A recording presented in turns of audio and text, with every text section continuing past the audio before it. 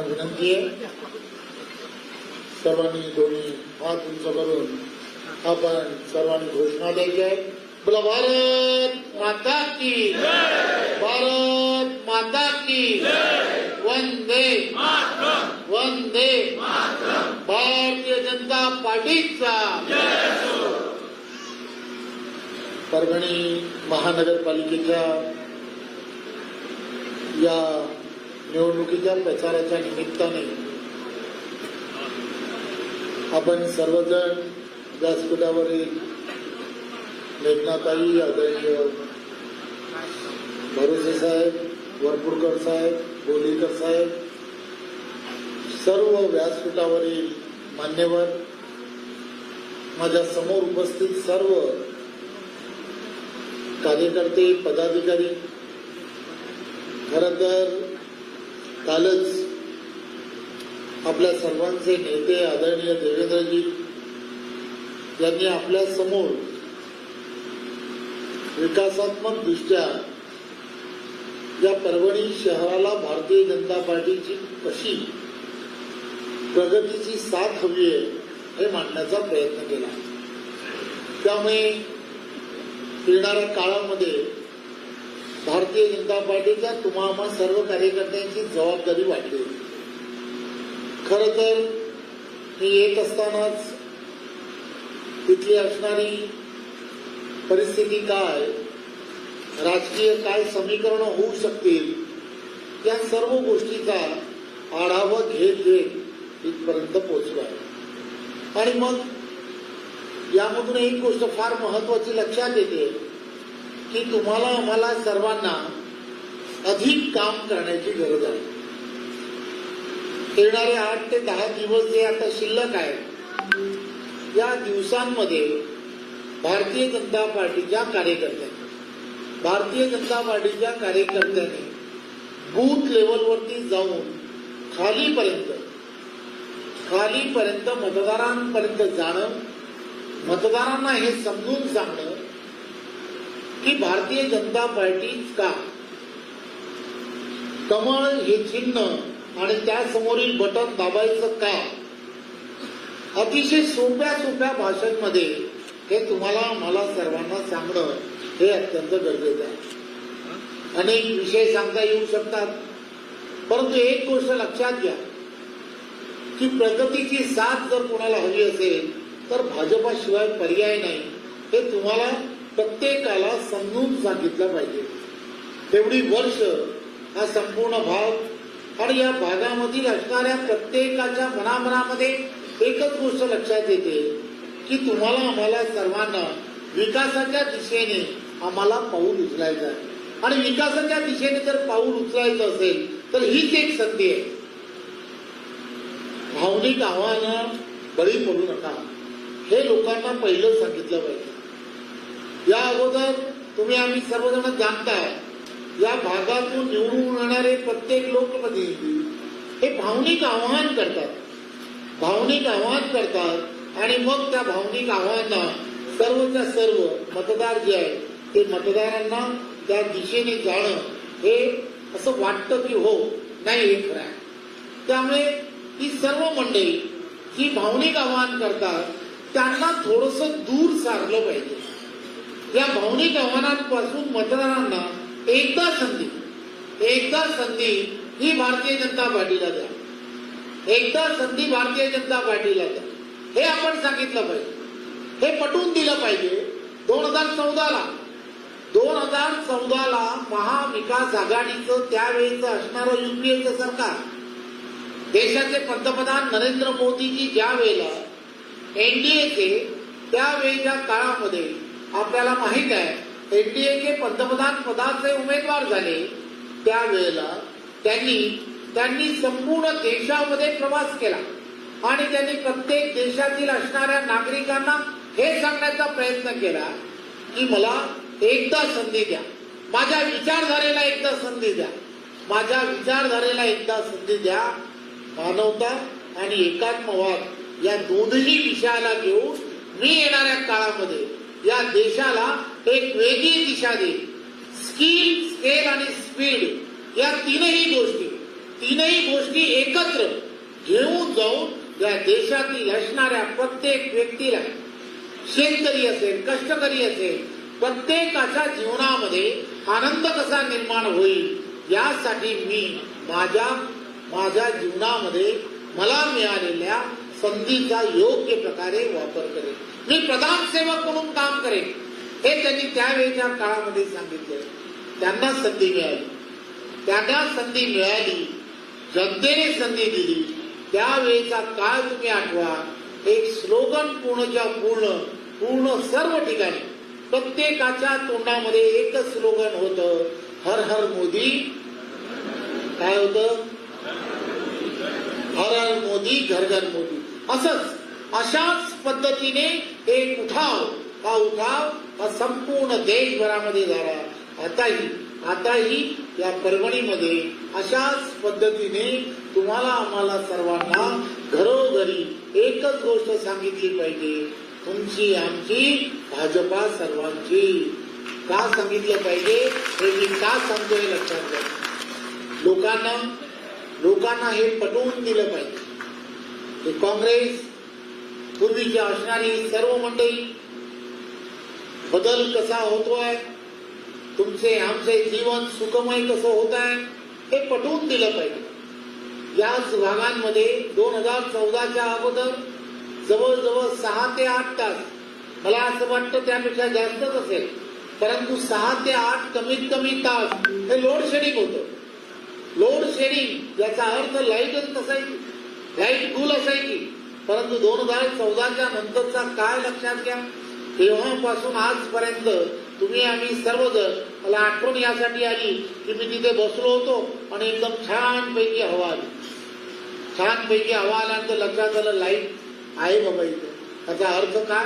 त्याचा अर्थ 24 तास 24/7 ही लाईट आज ग्रामीण भाग असो किंवा शहरी भागामध्ये आहे. लोक विसरत आहेत. लोकांना हे आठवण करून दिलं पाहिजे की हे पूर्वीचा काळ आठवा. काँग्रेसला मतदान का करावं? करूच नाही, कारण या माणसाने आपल्यासाठी काही केलेलं नाही हे आपण लोकांना सांगितलं पाहिजे. पूर्वीचा काळ आठवला पाहिजे. पूर्वी ही सर्व मंडळी फक्त घोषणा करायची आणि घोषणांच्या व्यतिरिक्त काहीच करायचे नाही. गरिबी हटावचा नारा द्यायची. आम्ही गरिबी हटवणार आहे हे ते सांगायचे. परंतु देशाचे पंतप्रधान नरेंद्र मोदीजींनी असे अनेक योजना माता भगिनींसाठी केल्या, प्रत्यक्षपणे शेतकऱ्यांसाठी केल्या. आणि आज काय परिणाम आहे? आज 130 कोटी जनतेपैकी जवळजवळ 25 कोटी लोक ही दारिद्र्य रेषेच्या बाहेर काढण्याचं काम हे या सरकारच्या माध्यमातून. हा बदल असा नाही झाला. यामध्ये विचारधारा ही सर्वात मोठं काम करते. भारतीय जनता पार्टीची असणारी विचारधारा शेवटच्या व्यक्तीपर्यंत, सरकार आणि सरकारच्या योजना पोहोचल्या पाहिजे. काँग्रेसचे नेते त्यावेळेच्या काळामध्ये हेही सांगायचे की दिल्लीतून पाठवलेले पैसे खालीपर्यंत जाईपर्यंत त्यापैकी फक्त 1 रुपयापैकी 15 पैसे शिल्लक राहतात, हे ते सांगायचे. लक्षात घ्या.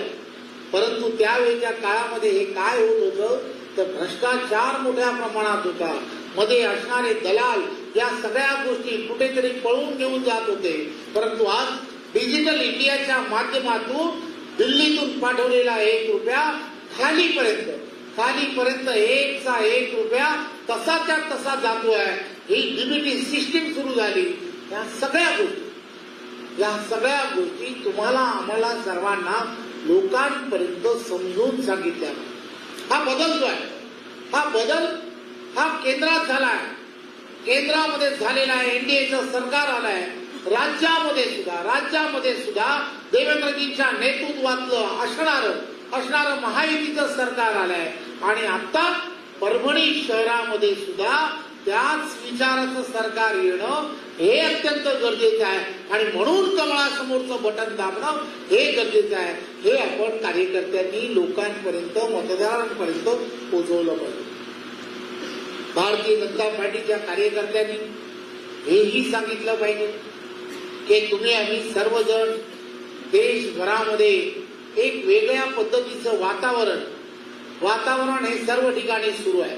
ग्लोबल वॉर्मिंगच्या संदर्भामध्ये अनेक जण चर्चा करतात, परंतु या सगळ्या गोष्टीला इलाज काय असू शकतो? वीज निर्मिती करण्यासाठी जी इंधनं लागतात आणि या इंधनाचा वापर केल्यानंतर मोठ्या प्रमाणामध्ये प्रदूषण होतं आणि या प्रदूषणाचे असणारे जे दुष्परिणाम आहेत ते दुष्परिणाम तुम्ही आम्ही सर्वांच्या जीवनावरती मोठ्या प्रमाणात होतात.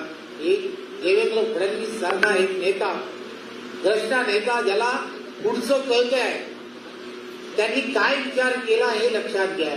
ही वीज निर्मिती येणाऱ्या काळामध्ये अपारंपरिकदृष्ट्या सौर ऊर्जेच्या माध्यमातून करता येऊ शकली तर मोठ्या प्रमाणामध्ये विजेचं उत्पादन हे सुद्धा अत्यंत कमी पैशामध्ये होईल आणि त्याचबरोबर आपल्या या देशामधील असणारं प्रदूषण कमी करण्यामध्ये त्याचा सर्वात मोठा हातभार लागेल असा विचार जर कोणी केला असेल तर ते महाराष्ट्र राज्याचे लोकप्रिय असे मुख्यमंत्री देवेंद्रजींनी केलाय. हे आपण सर्वांनी त्याचा परिणाम सुद्धा दूर झाला.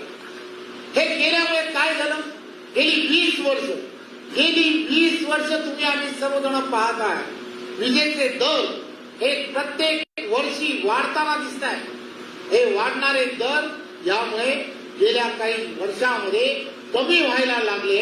हा जो परिणाम आहे प्रत्येक देशामधील आणि महाराष्ट्रातील असणाऱ्या प्रत्येक नागरिकाच्या जीवनामध्ये आनंद निर्माण करणं, प्रत्येकाच्या जीवनामध्ये आनंद निर्माण करणं हे काम फक्त ना फक्त केंद्रात नरेंद्र मोदीजींच्या नेतृत्वातलं सरकार करत आहे आणि राज्यामध्ये देवेंद्रजींच्या नेतृत्वातलं असणारं महायुतीचं सरकार करत आहे. हे आपण सर्वांनी लोकांपर्यंत सांगितलं पाहिजे आणि याही महानगरपालिकेमुळे त्यामुळे एक विचाराचं सरकार असणं हे अत्यंत गरजेचं आहे आणि म्हणून कमळाला मतदान करणं हेही अत्यंत गरजेचं आहे. भारतीय जनता पार्टीच्या प्रत्येक कार्यकर्त्यांनी आपल्याकडे आता 7-8 जास्तीत जास्त दिवस शिल्लक आहे. देशाचे पंतप्रधान जवळजवळ 24 तासापैकी 16-18 तास काम करतात. देवेंद्रजी सुद्धा 24 तासापैकी 16 तास काम करतात. ही सर्व नेते मंडळी एवढा वेळ देशासाठी आणि महाराष्ट्रासाठी देतात. तुम्ही आणि आम्ही सर्वजण या सगळ्या गोष्टीला एक गोष्ट लक्षात ठेवू, हे मतदान जे आहे 15 तारखेला होणारं मतदान जे आहे ते एखाद्या भागातील असणारा नगरसेवक निवडून देण्यासाठी नाही. हे मतदान तुमचा आमचा पुढच्या पिढीचं भविष्य ठरवणारं मतदान आहे. त्यामुळे आपण सर्वांनी हे 8 दिवस, या 8 दिवसामध्ये प्रत्येक कार्यकर्त्यांनी, प्रत्येक पदाधिकाऱ्यांनी प्रभाग निहाय आपल्याकडे ज्या पद्धतीने ज्याच्याकडे जबाबदारी दिली आहे त्या ठिकाणच्या असणाऱ्या प्रत्येक कार्यकर्त्यांनी, त्या ठिकाणच्या उमेदवाराला प्रत्येकाला घरोघरी नेऊन आपलं मतदान पॅनल टू पॅनल हे होणं हे अत्यंत गरजेचं आहे. प्रत्येकाने सिंगल मतदान कोणीच मागायचं नाहीये. मागत असताना 4 मतदान ही मागितली पाहिजे, हे वारंवार सांगितलं पाहिजे आणि पॅनल टू पॅनल मतदान कसं होईल यासाठी प्रयत्न करायला हवा. आपलं मतदान बूथवरती 51% लढाई तुम्हाला आम्हाला सर्वांना जिंकायची. 51% लढाई जिंकणं याचा अर्थ काय? तो होणाऱ्या मतदानाच्या 50%पेक्षा जास्त मतदान हे कमळासमोर कसं होईल यासाठी जास्तीत जास्त प्रयत्न करणं हे अत्यंत गरजेचं आहे. मला खात्री आहे परभणीमधील असणारे तुम्ही सर्व कार्यकर्ते जे अत्यंत कडवट कार्यकर्ते आहेत, कर्मठ कार्यकर्ते आहेत, तुमच्याकडून अपेक्षा आहे काहीतरी वेगळं परिवर्तन घडणं हे फार गरजेचं आहे. आणि या भागामध्ये परिवर्तनाची सुरुवात जेव्हा परिवर्तनाची सुरुवात ही आपल्याचकडून झाली आहे, आपल्याच विभागांमधून झाली आहे, हेही आपण सर्वांनी लक्षात घ्या. त्यामुळे मी इथे आपल्या सर्वांना फक्त एवढंच सांगायला आलो आहे, भारतीय जनता पार्टीचा अध्यक्ष म्हणून आपल्याकडे मी जबाबदारी द्यायला आलो आहे की तुम्हीच ते शिलेदार आहात की या परभणी शहराला परभणी शहराला महापौर हा भारतीय जनता पार्टीला देण्याचं स्वप्न हे वर्षानुवर्ष अनेकांनी पाहिलं आहे आणि आता ते आलंय, ते टप्प्यात आलंय, एकदम 8 दिवसावरती आलाय. तुम्ही जेवढा प्रयत्न कराल त्या प्रयत्नांनीच ते होणार आहे. आणि लोकांची इच्छा आहे, लोकांना असं वाटतंय की होय आम्हाला मतदान भारतीय जनता पार्टीला करायचं आहे. लोकांना असं वाटतंय की आम्हाला मतदान नरेंद्र मोदीजींच्या पार्टीला करायचं आहे. लोकांना असं वाटतंय की त्यांनी मतदान देवेंद्र फडणवीस यांच्या पार्टीला करायचं आहे. तुम्ही यामध्ये किती मेहनत घेताय त्यावरतीच हे सर्वच्या सर्व या पूर्णच्या पूर्ण निवडणुकीची मदार अवलंबून आहे. माझी खात्री आहे की तुम्ही सर्व कार्यकर्ते, व्यासपीठावरील असणारे सर्व नेते मंडळी एकत्रपणे संघटित होऊन या पूर्ण दिवसांमध्ये पूर्ण ताकदीने, पूर्ण क्षमतेने खाली उतरा आणि वाट पाहतोय. इथला असणारा मतदार हा तुमची वाट पाहतोय. 15 तारखेला होणारा मतदान त्यांना विनंती करा. 15 तारखेला एक दिवस त्यांनी कमळ लक्षात ठेवलं पाहिजे. देवेंद्रजी नेहमी सांगतात एक दिवस, या 15 तारखेला एक दिवस कमळ तुम्ही लक्षात ठेवा. 5 वर्ष आदरणीय देवेंद्रजी मुख्यमंत्री म्हणून हे परभणी शहराकडे लक्ष ठेवतील, परभणीच्या विकासाकडे लक्ष ठेवतील. तिथल्या असणाऱ्या ड्रेनेज लाईन्स असतील, तिथले असणारे रस्ते असतील, तिथल्या असणाऱ्या सर्व सुविधा या नागरी सुविधा अधिक गतिमान करण्यासाठी त्यासाठी देवेंद्रजींचं सरकार जे आहे ते कटिबद्ध राहील याची मी तुम्हाला खात्री देतो.